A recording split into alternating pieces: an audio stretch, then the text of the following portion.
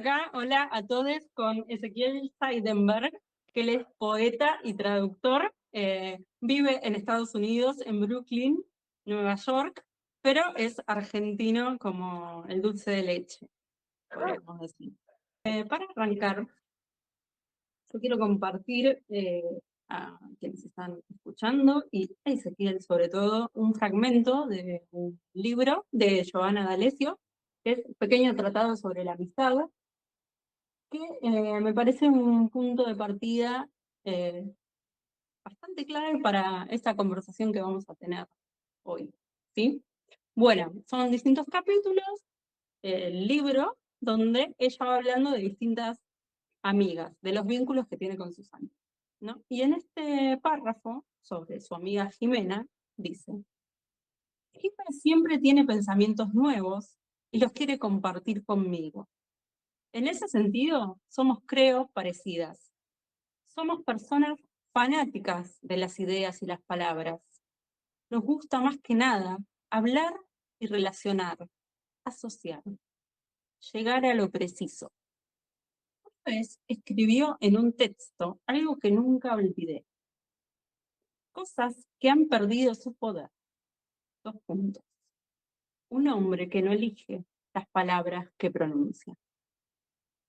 Bien, con esto vamos a dar comienzo a esta charla, donde pensaba un poco en la elección y selección de las palabras que usamos en la poesía, en la escritura creativa en general, en la literatura.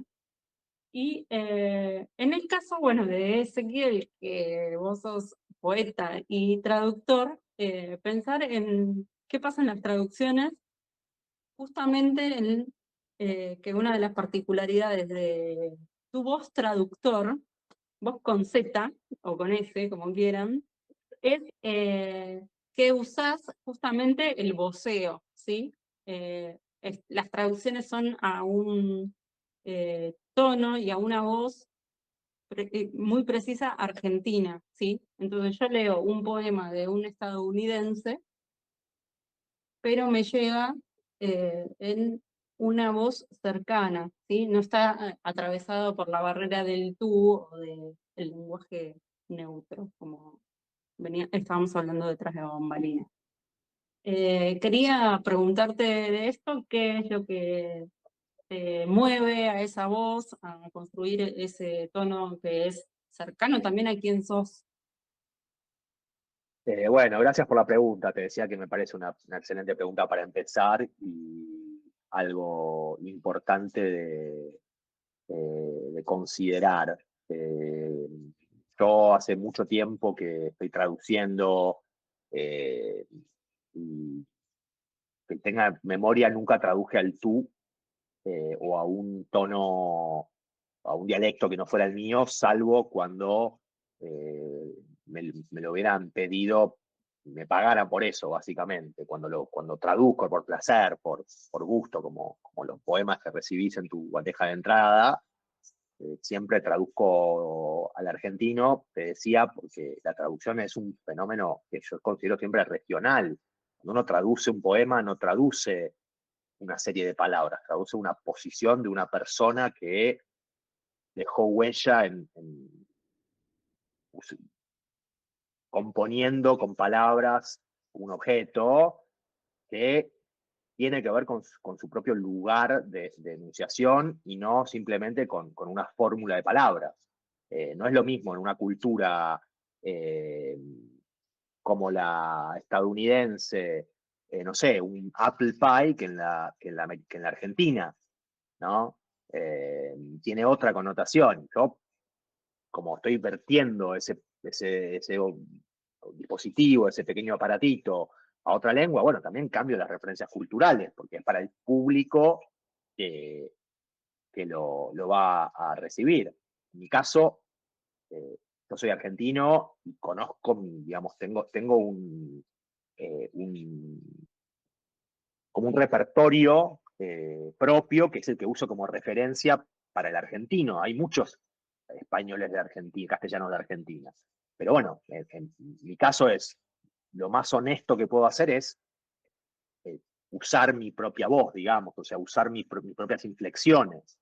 Yo creo que cada persona que traduce tiene que apropiarse del poema, porque los poemas siempre están apropiados, digamos, por la persona que los escribe. Yo creo que además traducir es una operación intelectual que es previa a la escritura. No, se suele decir que la traducción es eh, una acción mecánica de pasar de un código a otro, ¿no? Y no es eso exactamente. Cuando uno traduce se vuelve una especie de medium, es como entra una cosa en un código y sale en el otro, pero lo que pasa en el medio, antes de que los dedos se muevan, es otra cosa, es una interfaz. Eh, Sí, total. Sí, es una también inter estaba pensando como la idea de puente cultural, sí, ¿no? a mí me interesa, digamos, hay toda una línea de trabajo respecto del lugar del subalterno ante la tradición, que en nuestro país Borges, que bueno, que fue un subalterno alguna vez, digo, más allá de nuestro haberlo canonizado, para mí con justicia, porque es un escritor que admiro un montón. Borges tiene el escritor argentino en la tradición, donde básicamente dice que alguien que viene de un lugar sin una tradición de largo aliento tiene derecho a cualquier tradición del mundo, ¿no? A mí me gusta Borges, el Borges escritor, que es un anarquista, no la persona pública, que es un conservador. Increíble eso, ¿no? Cómo puede el pensamiento de una persona y sus acciones están tan disociadas, pero me gusta pensarlo de esa manera, ¿no? Como, bueno, yo soy un subalterno, tengo derecho a hacer lo que se me antoje con la tradición. En el sentido, yo me crié leyendo a Borges como casi como lugar de refugio, y, y la verdad es que me convenció un montón con ese tipo de... Yo era anarquista, bueno, creo que soy todavía, pero no me gusta definirme con un rótulo, ¿no? Y, y esa idea, ¿no? Como de tener sospechas respecto de cuál es cuáles son las reglas del juego y adaptarlas, digamos, es algo que aprendí un poco de Borges, ¿no? Viste que es un tipo que trabaja con falsa erudición, con citas inventadas. Eh, y en relación con esto de la traducción, bueno, también no pensaba hablar de Borges para nada, pero eso de nada, de pararse en un lugar, desde una lengua a un lugar subalterno, decir, no, bueno, los subalternos tenemos nuestra propia lengua y podemos hablarla, ¿no? ¿Por qué tengo que traducir para un mercado que ni siquiera existe, que es el mexicano que vive en Estados Unidos? Yo vivo en Estados Unidos, ni compran libros en español. Claro. Eh, toda esa idea de traducir en neutro para mí es un delirio, es una ficción, porque no es ninguna lengua esa, no hay ningún ser humano real siente en esa lengua, ni desea, ni se enoja en esa lengua. Sí, Es, claro. Bueno, ahora empieza a haber más traductores que hacen este ejercicio de traducir no es al culpa de los traductores, rioplatense. no es la culpa de los traductores. Mm, En la industria es la muchas industria. veces hay un mandato, sí. Conozco colegas que no sé, que tienen algo en su mente que les dice que la literatura tiene que siempre ser en tú. Yo no lo veo así, pero bueno, cada maestrito con su librito, como dicen. Claro. Pero lo que sí ves, por ejemplo, las novelas de anagrama y tal, me consta por gente amiga que publica con editoriales, digamos, transnacionales, que lo que está dialectalizado muchas veces se lo bajan en edición y a veces tienen chance de protestar y a veces no. Claro, O sea que no sí. es solo la traducción, tenemos un mercado literario eh, que con las redes sociales y con la globalización, ponele, neoliberal, se volvió más nutrido en opciones de personas de otros países de América Latina. Y sin embargo, bueno, los problemas que conocemos de distribución y de dialectalización hacen que suelan publicarse muchos libros en España o en México que a veces toman decisiones con la lengua que afectan a otros países, donde vos de repente te encontrás con un libro de un autor argentino que habla de tú o que usa giros y una persona que está leyendo en Argentina le salta la atención. La lectura es un surfeo en la atención. Si vos te detenés, eso lastima, digamos, tu experiencia lectora, ponele, a mí no me importa, pero es Sí, es una sí, política que yo no comparto, que entiendo por qué la postulan, pero no me parece que sea efectiva. claro, sí, porque también es una neutralización de las voces.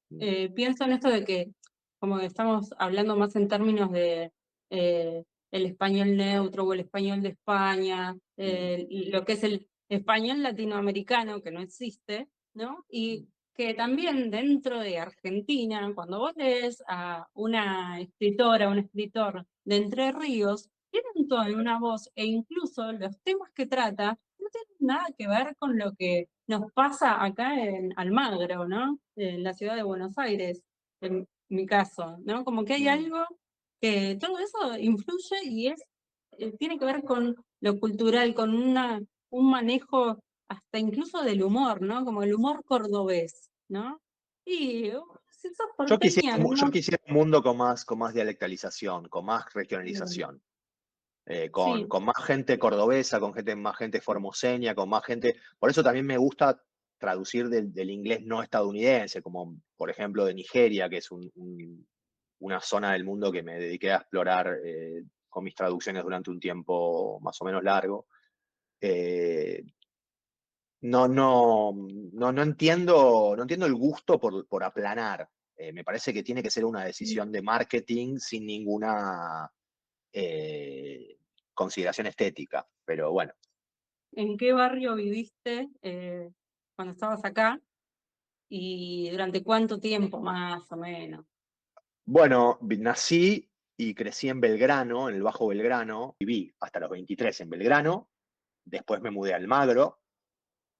Y después de Almagro me mudé con la que era mi compañera en Argentina, fue mi pareja durante muchos años, que también es autora de ese sello vinilo que es Dolores Gil, y vivíamos en la avenida Belgrano y Tacuarí, en Montserrat. Yo después, en el año 2012, emigré a Estados Unidos y llegué a Brooklyn. Bueno, Brooklyn es muy grande, a Crown Heights, que es una zona de Brooklyn. Bien, o sea que hace 12 años que estás allá, pero 11, tenés... 11, sí. Está bien, está bueno. 2012, claro, este año van a ser 12 años. El 7 de julio van a ser 12 años. Bien, ahí, entre una independencia y la otra. Está bien. Está bien, sos una buena lectora. Pensaba como que está bueno que algo que dijiste, tu compañera actual es colombiana también, ¿no? Mm. Y que además están en Estados Unidos, bueno, en una zona determinada, ¿no?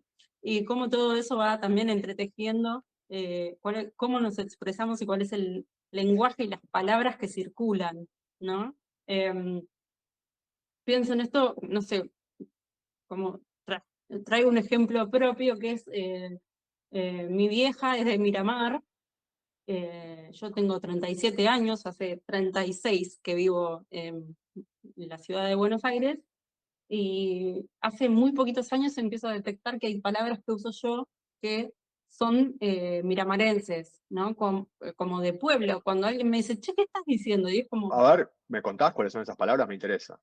es que no tengo registro, debería empezar a anotarlas, porque me doy cuenta recién cuando la otra persona me dice, ¿qué estás diciendo? Podrías hacer un poema que sea un catálogo de palabras miramarenses. Bueno, Estaría dale, lindo. voy a tomarlo. Dale, Después lo te lo espero. envío. Y vos lo vas a traducir al inglés, no sé cómo. Ah, no, eso ya es muy difícil porque tendría que ser un acento de algún lugar que no, ya no me da el inglés para tanto. Al castellano te lo puedo llegar a hacer, pero el inglés no. Bueno, lo traducís a el Bajo Belgrano. Dale, a eso es más fácil, sí. Genial. Bueno, me anoto la tarea, te digo. Bien, sí. Después otra cosa que pensaba es como la idea de la perdón, de poesía, ¿no? Como saltando a otro tema Mm.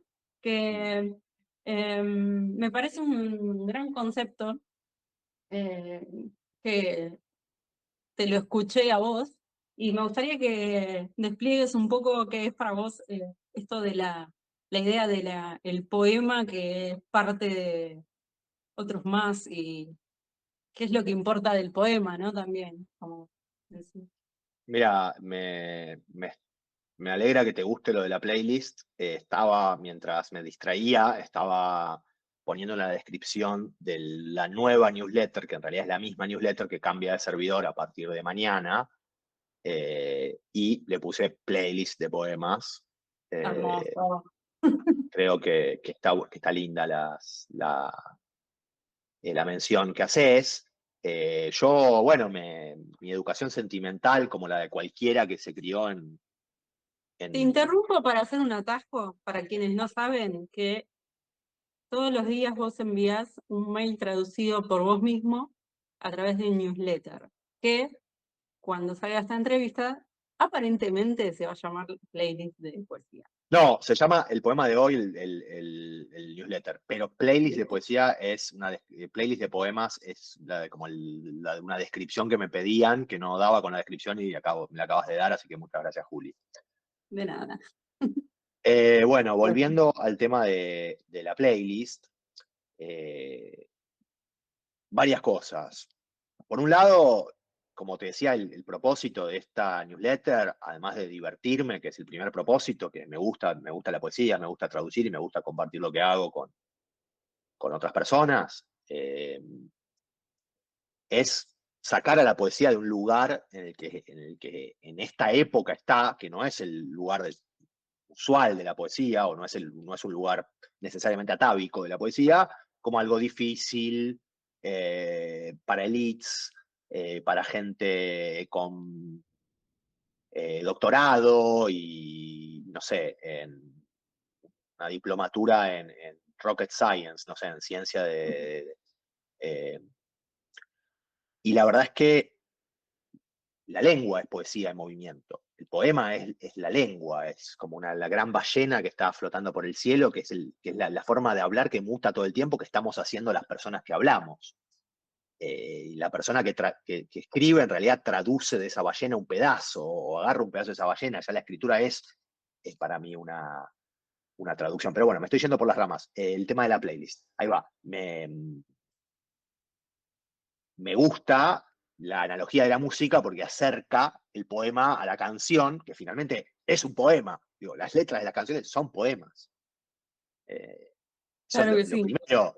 Entonces, la gente en realidad dice, no, nadie lee poesía, a nadie le gusta la poesía, pero en realidad todo el mundo escucha poesía, escucha canciones.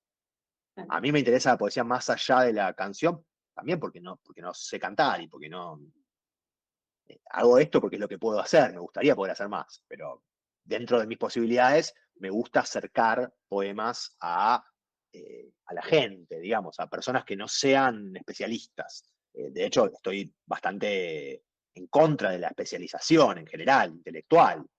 Me parece que empobrece mucho el pensamiento y la acción, sobre todo, que es un poco lo mismo.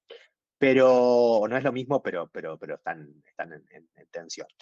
Y yo me crié en los 80 y 90 con el tocadiscos de mi mamá, que era fan de los Beatles. Eh, yo también soy fan de los Beatles, obviamente. Mi papá también era fan de los Beatles, mi papá vive. Eh, y mm, los Beatles tienen la filosofía de componer singles, ¿no? O sea, empiezan su carrera como porque era la configuración de la industria discográfica de esa época, hacer sencillos. Después empieza el álbum conceptual y ¿no? Toda esta historia de hacer del álbum long play una historia, ¿no? Pero esta gente componía singles, era una máquina de componer singles. Eh, a mí lo que me gusta de eso es, ¿no? Como que cada canción, cada poema sea autónomo, que esté como fuera del libro de poemas o del autor. Yo con la categoría autor tengo, no problemas, pero me parece que no es una categoría tan relevante, por lo menos para mí, que no soy un lector como monogámico en ese sentido, como que me enamoro de la obra de alguien y solo leo a esa persona, pero también porque soy alguien que escribe que actúa dentro de la literatura, me gusta leer para entender cómo están hechas las cosas y ver cómo está hecho y cómo ¿qué puedo aprender también de eso? Entonces tampoco me interesa tanto seguir toda la obra de alguien porque ya le aprendo los trucos. Pero bueno, el tema de playlist es eso, como tratar de correr la idea de la poesía como como una especie de galería de grandes autores y autoras, ¿no? De pinacoteca, con retratos solemnes, con togas y tal, de grandes figuras del pensamiento, para hacer simplemente una playlist infinita de momentos en que alguien toma la voz, ¿no? O Bien, que sí, algo toma genial. la voz. ¿Cómo? Sí, genial. Hay algo ahí como de bajarle la mayúscula a la literatura también, ¿no? Como, Para mí nunca eh, tuvo mayúscula literatura, siempre fue un lugar de refugio para mí, de supervivencia hasta cierto punto. No entiendo la mayúscula, mi lugar no fue de consumo suntuario, para mí fue como respirar las palabras, no son un lugar de extrañeza, al contrario, bueno, son de perplejidad ante la extrañeza de lo ya conocido, es decir, está lo ominoso ahí, pero de verdad es que por mi propia experiencia no conecto con la idea de que la literatura sea un bien suntuario. claro, y me parece que eso es también o sea, lo que se traduce en el newsletter, que es como, bueno, puedo leer un poema todos los días. Y bueno, desde quienes damos talleres de escritura, muchas veces nos encontramos con personas que tienen como toda esa carga de los grandes maestros de la literatura, ¿no? Y las grandes bibliotecas, y, ay, no, yo no leía tal, y es como terrible confesar que no leíste mucho a Borges o casi nada. A mí Borges particularmente no me interpela y entonces no lo leo, ni lo he leído mucho. Está bien. Y me parece que no tiene nada que ver la literatura con eso. Y que sí, la literatura o la escritura, o como querramos decirle, es el juego del lenguaje también, ¿no? Como cómo juego y voy encontrando yo una diversión ahí. Y quizás en la traducción para vos es eso, ¿no? Como también un espacio lúdico, como un poco esta idea de que escribir es más difícil que traducir, ¿no? Para mí, ciertamente, escribir es más difícil que traducir, sí. Sí, Traducir es como una memoria corporal, es como tocar el piano, me sale, me pones algo adelante y lo hago, no lo pienso. Con escribir, bueno, hasta que llego al momento de que ese canal se abre, es más complejo, sí. claro, sí, sí, sí. Sí, me hace pensar un poco en gente que da talleres de escritura y, por ejemplo, los ejercicios son, bueno, agarrar un libro cualquiera que te guste y empezar a copiarlo, ¿no? Como algo de ejercitar otra cosa que va más allá de el sentarse a escribir. Me gustan Pero esos bueno, son ejercicios búsquedas. me gustan los ejercicios de copiar el estilo de otra persona, me parecen útiles. Y bueno, un traductor evidentemente se va a interesar por eso. ¿Cómo es tu relación con esos poemas que están en inglés y que elegís traducirlos? O sea, ¿cómo llegan a vos esos poemas? ¿Por qué traducís esos y no o tradujiste, ¿no? Porque esto, en particular el newsletter es un archivo. Como, ¿por qué esos poemas? Mira, en una época de cierta zozobra para mí, que es mientras hacía el doctorado, que tenía que mi rutina, digamos, de trabajo intelectual era un poco frustrante para mí porque tenía que tomar muchas clases, leer un montón de bibliografía, no necesariamente interesante para mí, y ahí fue cuando empecé a eh, levantar el ritmo de publicación a un poema por día. ¿Cómo hice eso? No sé cómo lo hice. No podría volver a hacerlo, me parece. No quisiera ponerme a mí en el lugar de tener la atención disponible para que todos los días aparezca, en realidad que todos los días busque, pero aparezca, porque ya ni buscaba, aparecían de alguna forma poemas. En general era, me gustaba tal poema y lo traducía. Después, la obligación de hacer uno por día ya eso pasa a ser otro criterio, entonces me gustaba de repente un libro y traducía los poemas que me parecía que iban a quedar bien en castellano y después agarraba otro, o me ofrecían publicar una antología de poemas de tal, y yo traducía 50 poemas, 80 poemas de tal, un derecho uno después de otro. Si te fijas, el viejo blog era un poco así. Lo que tiene como de valor agregado en newsletter es que hay una curaduría que va enhebrándose. Que al principio no, este es un poema del 2005, un viejo, viejo, viejo poema, que se llama Lo que el amor les hace a los poetas. Lo que el amor les hace a los poetas no es trágico, es atroz.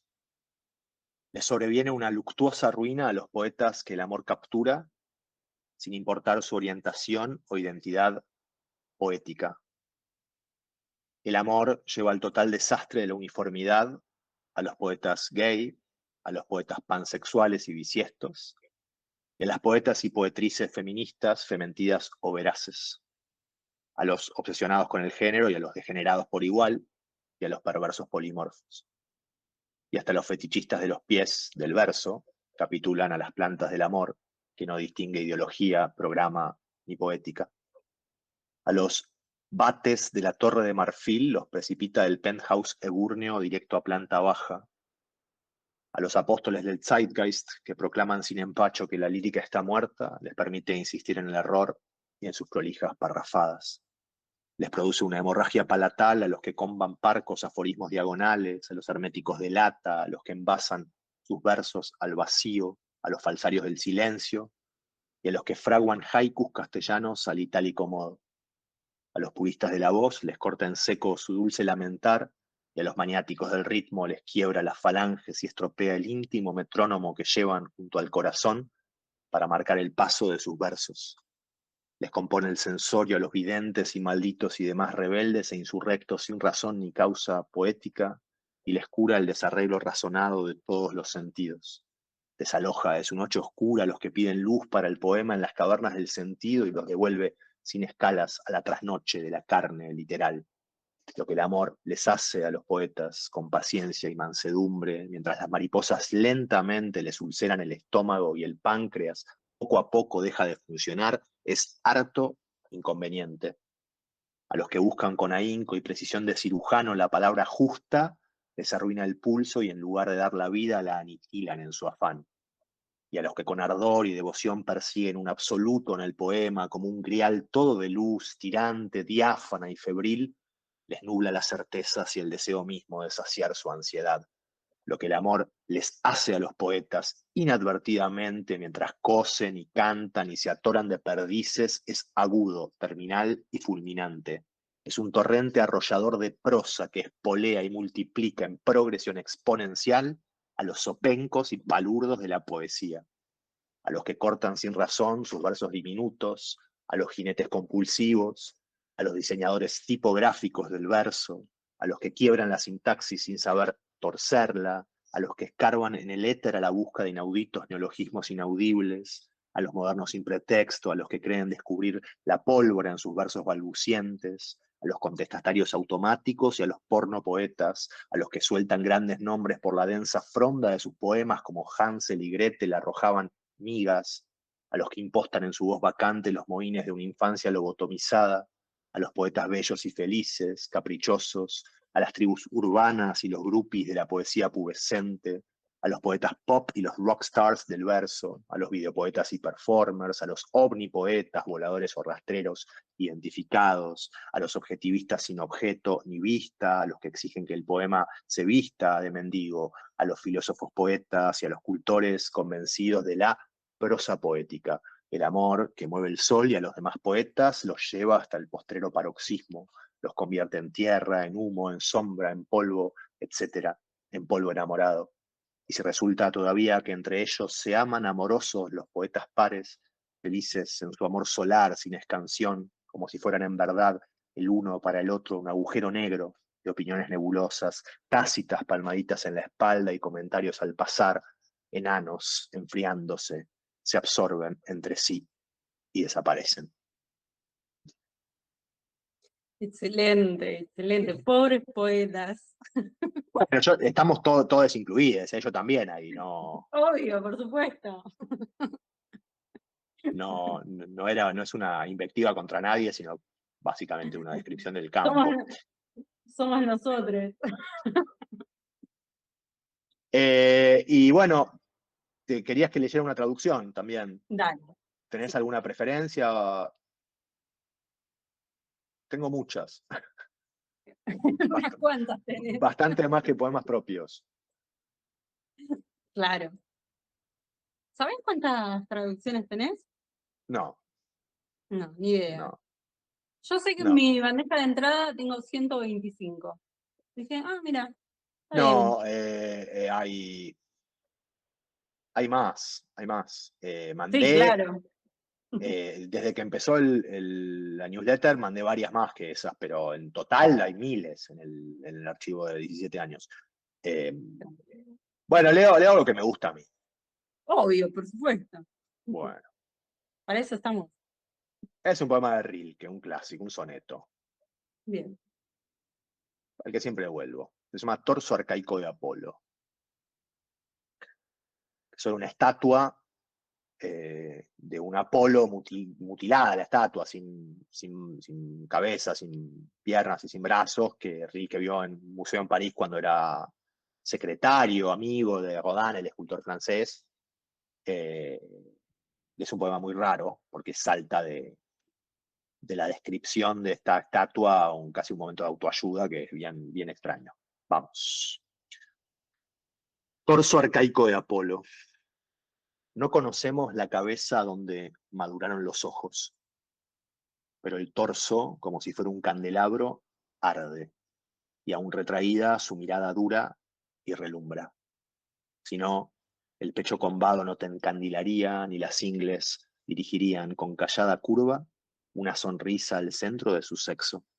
Si no, no se tendría en pie esta piedra, trunca bajo los hombros transparentes, ni brillaría como piel salvaje, ni emanaría de sus propios bordes como una estrella, porque no hay un punto que no te mire ahí. Cambia tu vida. Hermoso, hermoso. Bueno, muchas gracias. Gracias, Juli, por la invitación. Cualquier cosa me Bueno, decís. dale, un placer y te agradezco a vos un montón por este rato y esta charla. Y bueno, ya ojalá que todos se suscriban al newsletter y sigan todas sus actividades. Gracias, Juli, también las tuyas.